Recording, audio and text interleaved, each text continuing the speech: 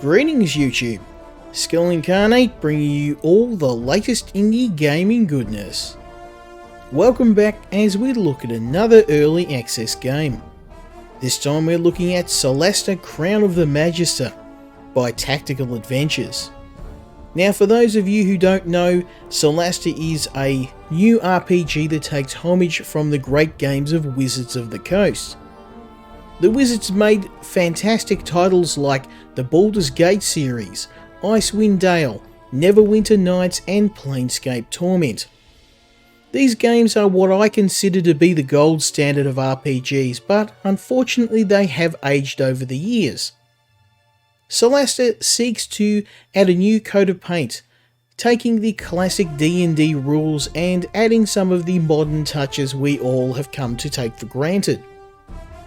Now this game has a brand new story, a brand new world, and it is early access and there is a few features missing, but this game, in my opinion, looks to be the new RPG to look out for. From the little I've seen of the game so far, I'm very excited to see where this developer is going to take the title. We're going to play the first part of Solasta together, and I'm going to let you know my thoughts as always. Let's have a bit of a look. Solasta has one of the most deep, in-depth character creation systems I've ever seen. So deep in fact it took me over half an hour to create my party. We've got Sunny, my co-streamer and trusty buddy. He's a dwarf carrying a warhammer. We've got Bobble and Bite-Sized Goat. Bobble is a cleric who has some crafting skills, and Bite-Sized Goat is a wizard specialising in elemental attacks. Now to give you an idea of the depth of the character creation system, I am going to create a character for myself. I'm going to go with a high elf build because I do like being an archer. Now being a high elf, you have a massive number, or all of the races have a massive number of different quirks and also some perks as well. In terms of elves, they have a bonus to magic and archery. I'm going to go with a ranger because that's definitely my closest to my preferred abilities. Rangers get a favoured enemy, an enemy that they specialise in hunting. Being a hunter, I'm going to go with Beast. And we also have a bonus to certain biomes that we're travelling in. Again, being an elf, we're going to stick with forest, so I'm going to get a bonus to fighting and exploring forests. Now, the equipment choice is a little bit limiting, and this is probably the only option I thought that needed a little bit more fleshing out. We're going to have a few options here. I'm going to go with leather armor. And rather than the boring option of a short sword, I'm going to go with dual hand axes. I'm going to stick with a longbow, and I'm going to go with a explorer pack. Now these packs are just your starting items. You will pick up more along the way. They give you a few basic items like food and a couple of healing items as well. Now in terms of my background, I probably closest identify to being an academic. And this is interesting. When creating these characters, these details are quite in-depth, and you do have to sit back and do a little bit of thinking. So in terms of me, I'm a pragmatist, and I'm definitely a cynic. So I'm going to go egoism, lawfulness. I'm not. I don't think lawfulness would suit me. Greed, no. Egoism. Yeah, I think all YouTubers have a little bit of an ego, myself included. Now this is the most interesting part of the character creation system, and I am rushing through this, but you can either roll the dice like classic RPGs, or you can get right down to assigning points as you please. So in my case, you even get a bit of a guide, so you want to stick with dexterity, wisdom, and constitution. So if you want to leave things completely up to chance, you can just roll a random dice and get random stats, or you can be a little bit more granular. Now here we've got even more options here. We've got the actual skills that you can select from. I think stealth is probably the only one in here that would suit me. Investigation, yes, I'm very good at that. Animal handling, probably not. Survival, I do have some survival skills. I've done a little bit of carpentry and a little bit of archery and fletching. Now, another thing too is you can speak different languages in this game, so this is very useful and it adds a lot of depth because there's certain characters you won't be able to talk to. Now, given Sonny Jim is a dwarf, I'll probably need to talk to him, and I'm also going to pick Old Temerian, an ancient language. That sounds very rare, and I'll pick Terran as well. I think I'm probably going to be our linguist. Now, being an elf, I have some racial abilities, racial spells that I get. I only have a choice of one. And I'm thinking True Strike increases your chance to hit a target. For an archer, that's probably going to be a natural choice. And finally, we have the physical layout of your character, the physical appearance of your character. And there's a massive amount of options here. So I'm going to go with dark skin. I'm going to try and get as close to me as I can. As you can see, there's so many different options here. I could spend, like I said, I spent half an hour here just playing around with all the different settings here. You got your physique, your age. I think I look a little bit too red there. Even more red. There we go. And you got a few different voices. We won't be fooled so easily. Your skill is impressive. You have that. That's probably close to me. And there's some other stuff like pronouns and a backstory as well if you want to add those in. So now we've got our party of characters together. Let's explore the game. It is the year 1024 after the Cataclysm. New states have arisen around the Badlands to crave its treasures. A newly discovered road adds a safer route to the ruined heart of the Empire, from the Principality of Marsgarth, upsetting the balance of power. The Legacy Council is formed. To ensure this knowledge is shared, it calls for us agents to explore the Badlands in its name. Adventurers flock to Caer Caeflin, the Principality's capital and the home of the Council. Fortunate strangers meet in the Grave Keep Cask, close to the council chambers.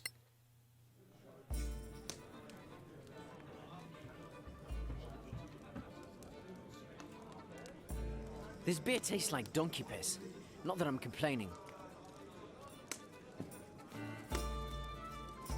Is this the place for the Legacy Council job? Hope I'm not too late. Ran into a bit of trouble on the way here. Sit. Relax. Perhaps you'd enjoy a pint of this obnoxious ale. If you're here for the council job, get in line. Though if this Lord Karen doesn't show up soon, I may go looking for him. Another round, barkeeper. 4 of your finest flagons of donkey piss, please. I see you're all making the best of this. Indeed. You mentioned something about some trouble. Would you care to elaborate? I was proceeding down the highway, minding my own business, when 3 brigands burst out of the bushes and waylaid me. They carried me off to some ramshackle prison, an imperial ruin of some sort. Fortunately, the walls were as weak as this indifferent ale we're drinking.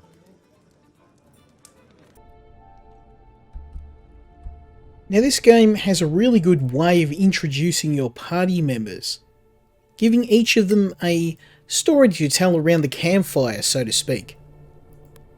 Mr. Bubbles here is a cleric, and he unfortunately has fallen afoul of some bandits. His goal is to escape from the prison. Now, depending on your character class, you'll get a unique scenario that you have to use your abilities to escape, giving you a little bit of information along the way. And this is a really nice way to handle a tutorial. It's not, press space to jump, press this.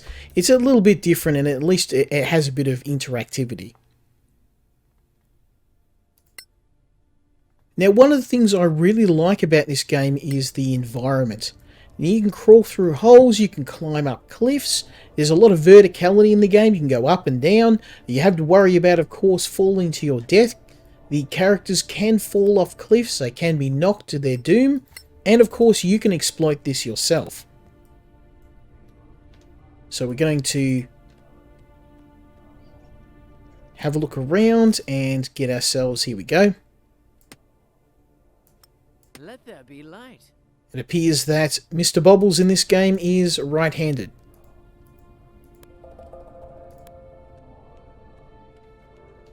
Now, the environment is very destructible. We're not talking red faction level where everything can be destroyed, but you can manipulate several areas of the surrounding environment and turn some fights to your favour. What I really like is the ability to scale cliffs and walls, giving you extra choices to be able to choose how you want to approach a problem or a battle. Now, obviously, the mobility of the character is determined by their character build, their equipment, and of course their stats. Thankfully, Mr. Bobbles here is quite agile.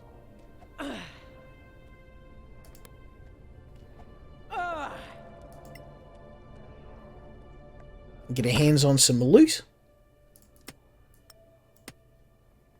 And a healing potion that may come in handy later on.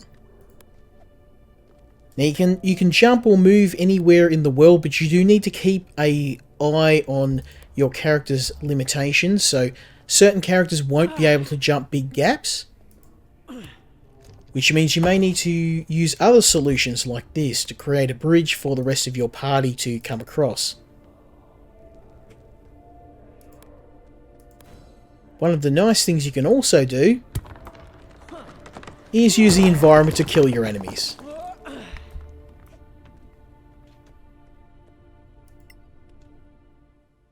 So, again, most of this stuff is pretty straightforward. I mean, a game like this with such deep mechanics, they did need to have a tutorial. But I do like the way that they've handled this. There we go, and I think that is the end of our first tutorial. Nice move, that trick with the wall. Glad you're no worse for wear. My flagon is empty of ale, and Lord Karen still isn't here. The council is likely busy with important matters of state, and we're not. So, have patience.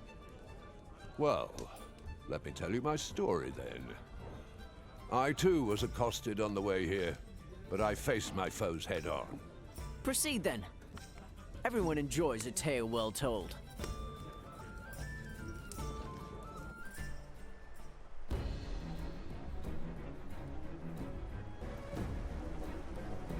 Sonny's tale has him squaring off against some wolves on a very dangerous cliff.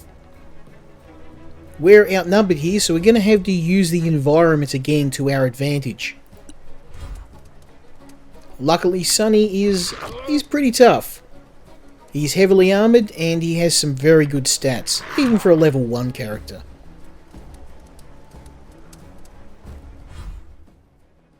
Now again, this is giving you a couple of tips, but I think the most important one is shoving enemies backwards towards a gap.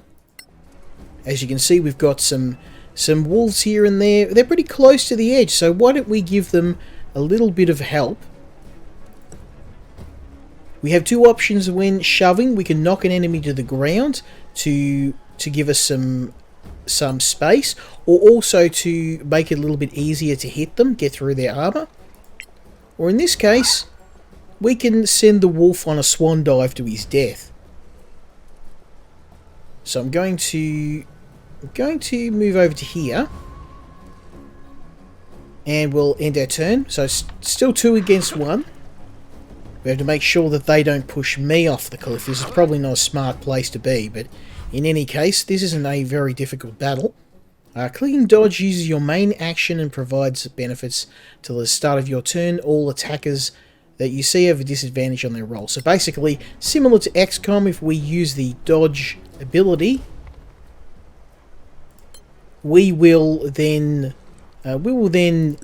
try and avoid all of the wolves' attacks. We get a bonus to our defense and to all of our rolls towards that. So luckily the wolves didn't get through our armor, and we can now use our same ability to hopefully knock one more of these wolves to his death. There we go. We just have to make sure that we don't end up suffering the same fate. So I'm going to move away from the edge just to make sure that wolf doesn't knock me off.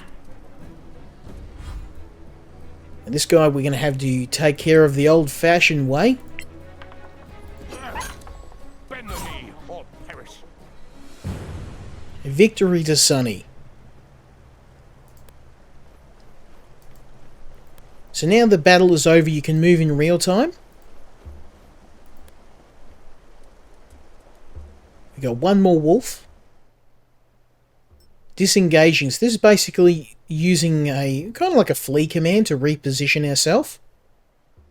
It forfeits our ability to perform an action. But what we can do when we disengage, get ourselves behind this rock here. No.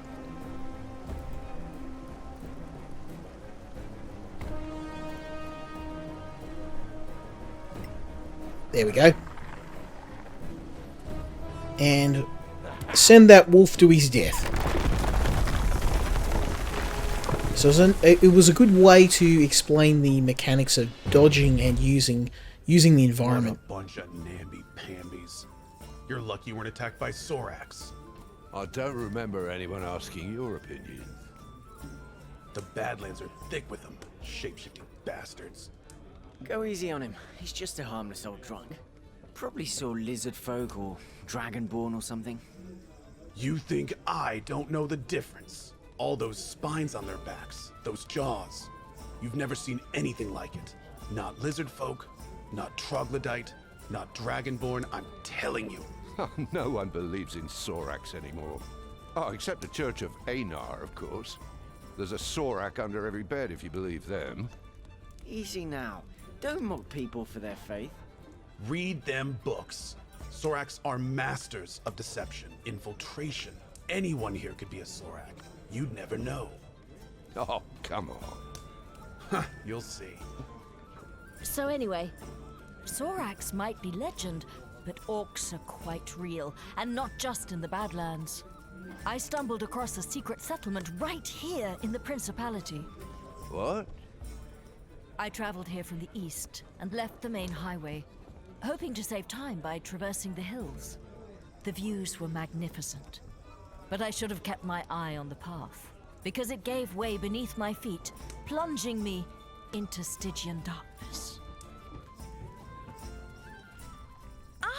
Oh, that's going to leave a mark. We next are joining Bite-Sized Goat, who has unfortunately fallen into a den of orcs. Luckily, she did bring a few basic items with her, starting with a torch. In fact, we actually only have a candle. Let's see if we can. There we go. So put the candle in our offhand. Let's go and have a look and see if we can start exploring the cave. What do I need to do? Light the 2 torches. A little light is always welcome. Don't know if that's a good idea if we're in a cave of orcs. We're advertising our position.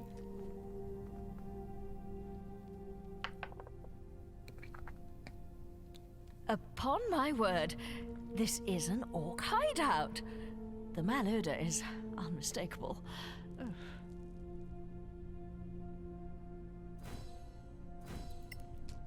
Right, we'll head deeper into the orc cave.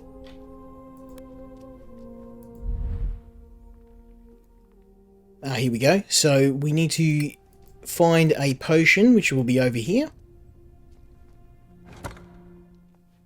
and use that potion, because we were injured in our fall.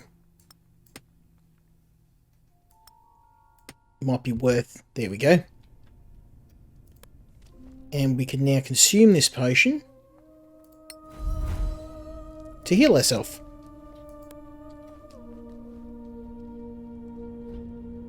There they are. Discretion is clearly the better part of valor in this instance.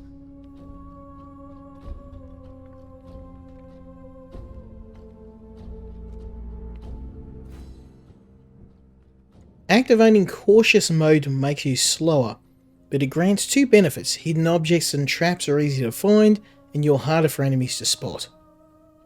Okay, so we need to use cautious mode for a little bit of stealth. And probably before we go down there, it might be a good idea to extinguish our torch. There's enough light around here without needing some more, and I don't want to advertise my position. Thankfully, orcs aren't too bright, so there should be an easy win for me.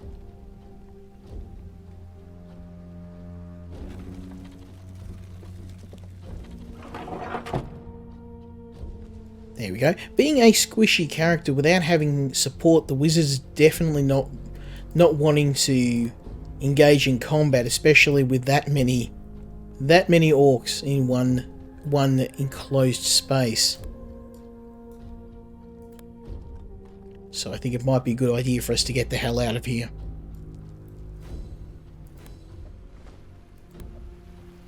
Now, being a wizard, she's not as agile as the other characters, but she can make small jumps.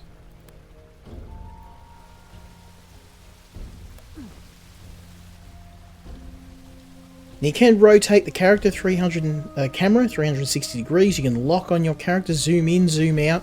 There's a lot of control in the game, far more than what I've seen in other RPGs. Controls are quite smooth.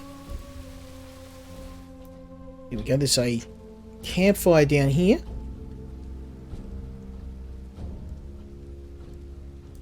Verticality in the game is a thing. I really like being able to go up and down. Egress is apparent. Fine. I shall wait until they go. These creatures do hunt, right? So you can rest at campfires, but you will need food to be able to rest. Luckily, we did bring some with us. So as you can see, when you're a wizard too, you need to rest to recover your spells. There we go. We've recovered all the hit points and half of our hit dice. Okay, and we can also prepare some spells. Let's do that. Okay. So those orcs have left now. We can get the hell out of here. This game isn't very combat heavy. Your characters are often heavily outnumbered, so you do need to use your brain. Not sure I would have slept so close to a horde of orcs. Orcs have a very distinctive stink. I'm beginning to think Lord Karen might be a mythical creature. We've all told a tale of our travels here. All but one of us. Yes, but I have a good reason for that. It's none of your bloody business. You can't have a true friendship without trust. What are you hiding? Fine. You want to know the truth? I stopped on the way here to visit an old friend of mine, and discovered he was up to his eyeballs in debt with a loan shark. So he was in dire straits. Indeed. He put up a family heirloom as collateral and wanted me to reacquire it, because you see, I can be quite stealthy when necessary.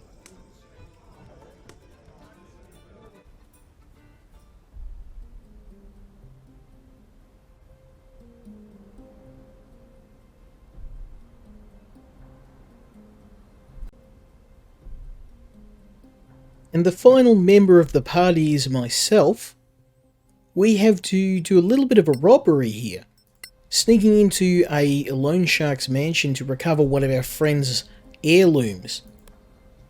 Thankfully, my character, in addition to being a pretty decent archer, also has some stealth abilities. And our friend has left us some presents, in particular a set of thieves' tools, which we're going to use to try and break into this fortress here. Okay, we can tell that he's gone in here from the tracks. We have to be very quiet because there are quite a few soldiers on the battlements.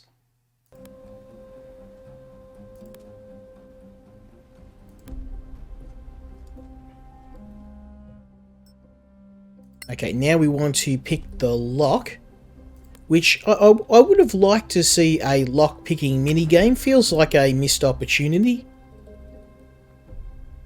Like everything in the game, it's decided via a dice roll.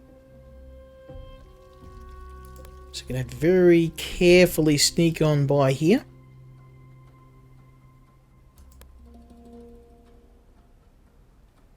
You can see roughly the radius of where people are going to hear you from the circle around a character. Thankfully, these are the dumbest guards that I've ever seen. And things have gone pretty smoothly so far. Again, we're taking advantage of the verticality in the game. We can sneak in via this old vine. I mean, this is a really, really good mechanic. It's so simple, but something that I just haven't seen before now in RPGs. Okay, so now we have detected a trap. We can disarm that trap. There we go.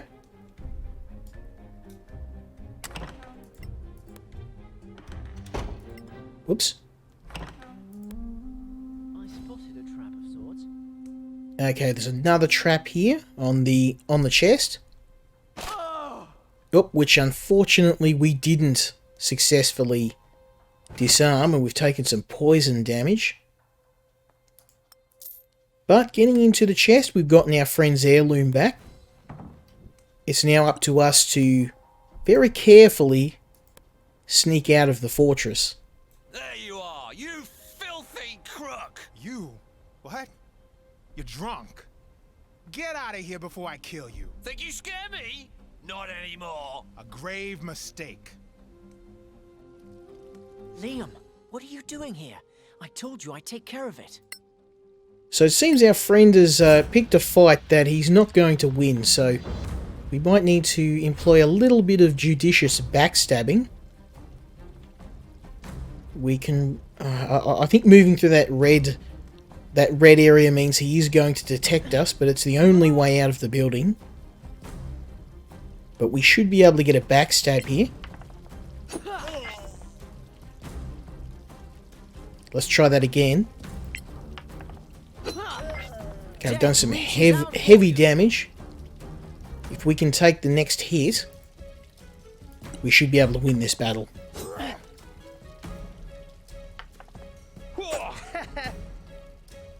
Our friend isn't much of a fighter, so this is up to us now. Just where it hurts. Luckily, that was an easy battle to win. Are you four here to see Lord Karen? Okay, and I think we'll leave it here for the moment. This is a fantastic game. It's one that I have been keeping my eye on for a while, and one that I would love to play more of. If you are interested, let me know, leave me a comment. I would recommend this game for fans of any of the Baldur's Gate games, Wizards of the Coast games. It's a little short in terms of length from what I've seen on the Steam store, and I'll admit it's a bit pricey. I think $30 or $40 is a little bit too much for this game. But I would keep an eye out for it on sale, and if you do want to pick this one up, it is definitely one that you'll enjoy if you're a fan of old school RPGs like myself. As always, thank you for watching, and I hope you'll join me next time when we look at another indie game. Until then, Skill Incarnate, out.